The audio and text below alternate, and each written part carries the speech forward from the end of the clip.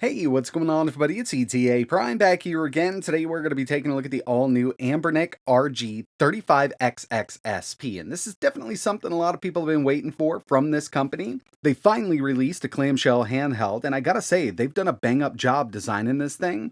Obviously, it's modeled after another very famous handheld that hit the market years ago, and I'm totally fine with this. Actually, love the form factor here. And they are offering this in a few different color variants. Obviously, we've got the silver version here, but once we flip this thing up, you can see it's very reminiscent of what we were just talking about.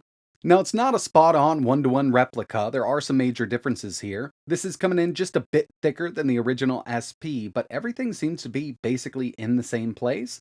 Obviously, we've got a lot more I/O than the original because this is an emulation handheld and it's capable of playing thousands and thousands of different retro games.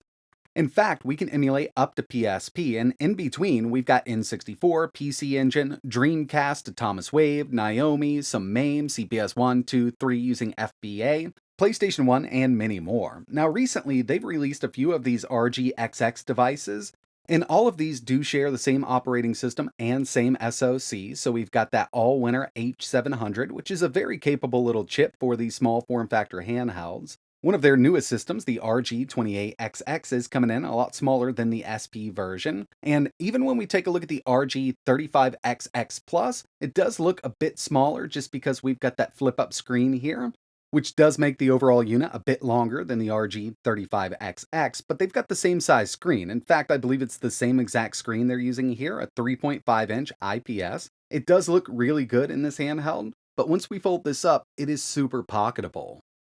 Taking a look around the unit, over on the left-hand side, we've got our volume rocker. On the bottom, a 3.5mm audio jack and dual micro SD card slots. These will support up to 512GB cards. Over on the right-hand side, reset button, power button, and up top, we've got a mini HDMI port and USB Type-C. So this is going to allow us to charge the internal battery, and it also works as OTG. So if you did want to plug in, let's say, a controller or something like that, you could always do so.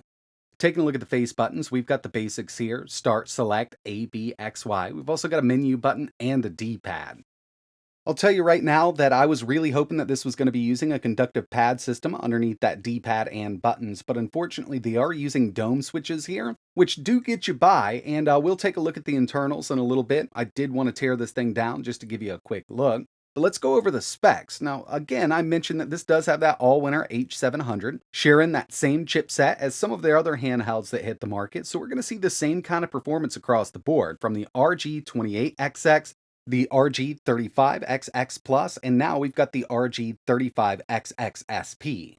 It's a quad-core A53 CPU at 1.5 GHz. We've got that Mali G31 MP2 GPU, 1 GB of LPDDR4 RAM, a 3.5-inch IPS display with a resolution of 640 by 480, 5 GHz Wi-Fi, Bluetooth 4.2, dual micro SD card slots, a built-in vibration motor, a 3300 mAh battery, and they're claiming up to 8 hours of gameplay, and this is running Linux. So basically, we've got the same specs as that RG35XX Plus.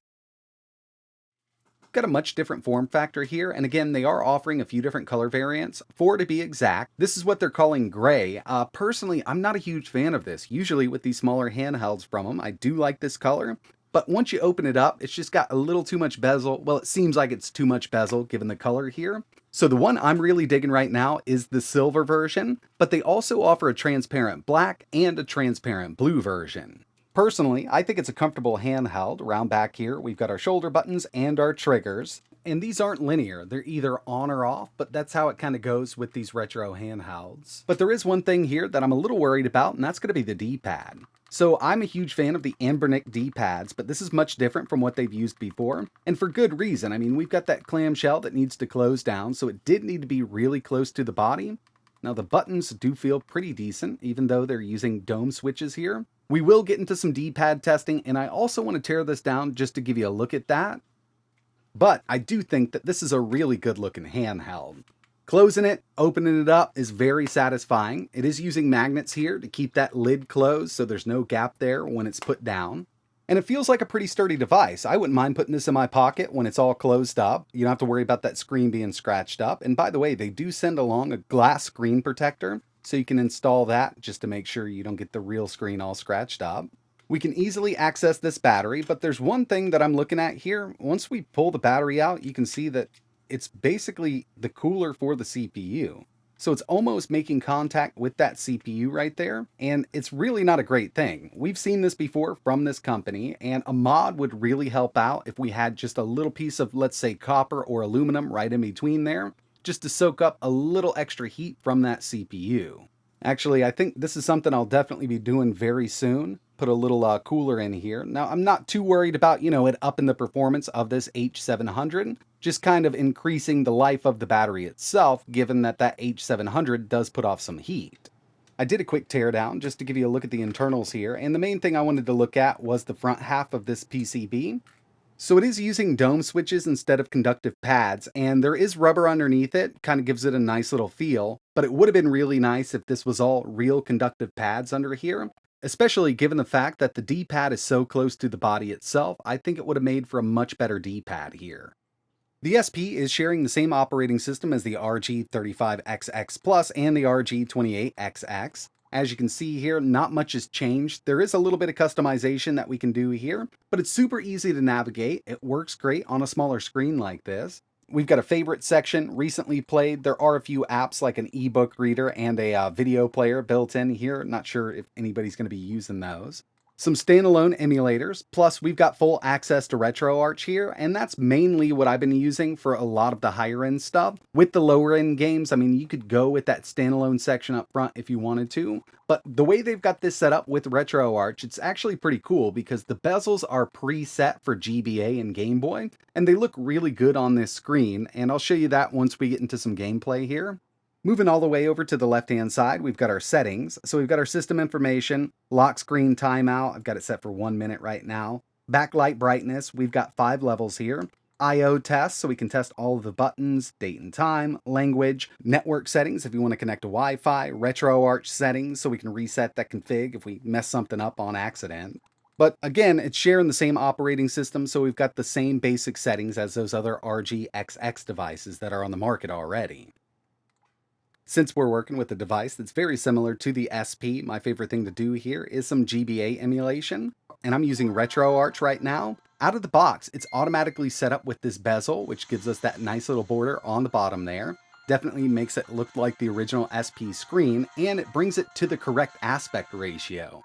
So 3:2 instead of 4:3, like the native aspect of the screen itself, just kind of helps out, giving you that authentic feel, and it does look really good here on this IPS display. And of course, with that allwinner H700 CPU, we're not going to have any issues with GBA emulation. We're going to get full speed across the board, especially using that RetroArch core. The H700 isn't the most powerful chip on the market, but I think it's great for these smaller handheld retro devices. It's not going to do every single PSP game, and it's definitely not going to do every N64 game at full speed, but there's a wide range of different games that are going to be fully playable on this chipset. And I did want to show you a little bit of OG Game Boy. Again, we've got that bezel preset ready to go, gives us the correct aspect ratio, and I think it looks really good. We've even got that little LED power indicator over on the left-hand side. So playing these games with that pea green color right out of the box is awesome. Usually this is something we do have to set up, but it's automatically ready to go.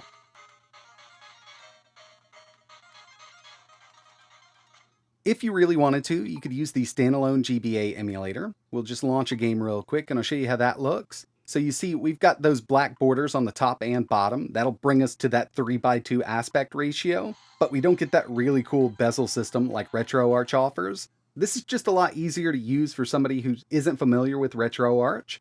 Heading into the menu, from the menu button, exit game, save, load. We've also got a few different screen filters that we could use. Personally, I think it looks pretty good in the HD filter, and we can also change that aspect ratio directly from our menu system.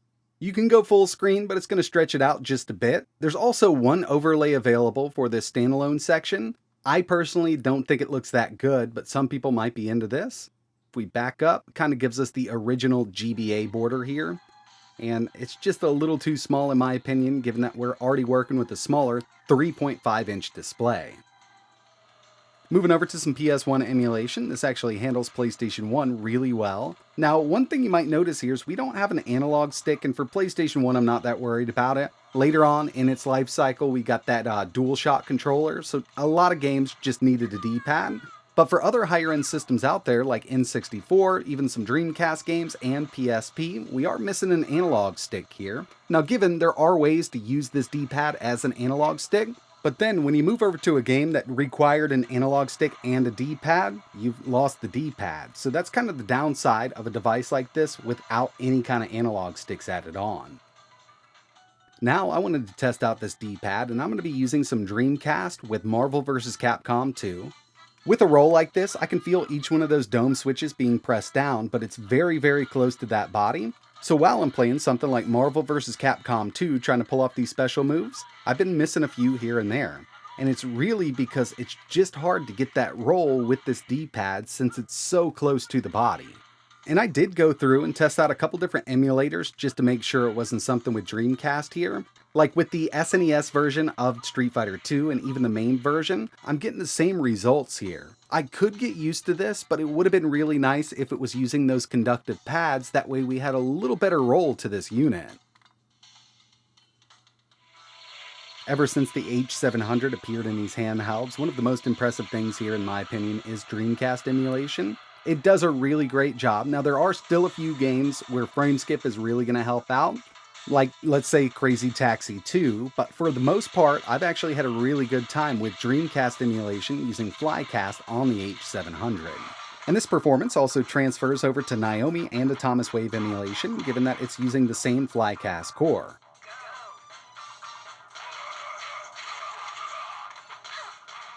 Here's some N64. I just wanted to give you a look at how well the D-pad here works as an analog stick. So I can set this up no problem at all in RetroArch, but then when I move over to a game that didn't require the analog stick and I need to use the D-pad, I'll have to swap it back and forth.